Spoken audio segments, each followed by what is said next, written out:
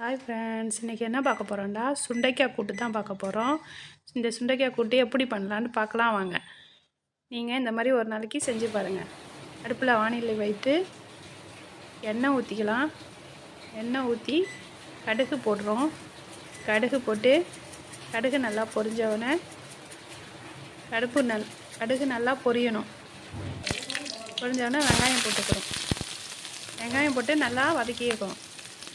வெங்காயம் தக்காளி சேர்த்தா தான் சுண்டைக்காய் சூப்பராக இருக்கும். அந்த கசப்பு தன்மை இருக்காது. இந்த மாதிரி நல்லா வதக்கி எடுத்து இவ்வளோ அளவு நல்லா வதக்கிக்கோங்க.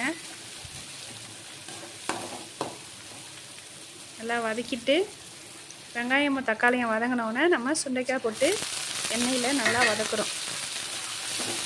சுண்டைக்காவை எண்ணெயிலேயே வதக்குங்க, தண்ணி இப்போ சேர்க்கக்கூடாது. நல்லா வதக்கி சுண்டைக்காய் கொஞ்சம் கலர் மாறணும், அந்த அளவு எண்ணெயில் வதக்கிட்டு நம்ம மூடி போட்டு 5 நிமிஷம் வேக வச்சுக்கிறோம். வேக வச்சு எடுத்து இப்போ மிளகாய்த்தூள், மஞ்சள் தூள், பெருஞ்சீரகத்தூள் இது போட்டு உப்பு போட்டுக்கிறோம். உப்பு போட்டு நல்லா கிண்டி எடுத்துக்கிட்டு நம்ம லைட்டாக தண்ணி ஊற்றி இப்போ நல்லா கிண்டி எடுத்துக்கிறோம். தண்ணி சுண்டுனோடனே நம்ம எடுத்து தட்டையில் சர்வ் பண்ணுறோம். இந்த சுண்டைக்காய் கூட்டை நீங்கள் நல்லா சாப்பிடுங்க. செஞ்சு சாப்பிட்டு பாருங்கள், டேஸ்ட்டு சூப்பராக இருக்கும். அஸ்ஸலாமு அலைக்கும்.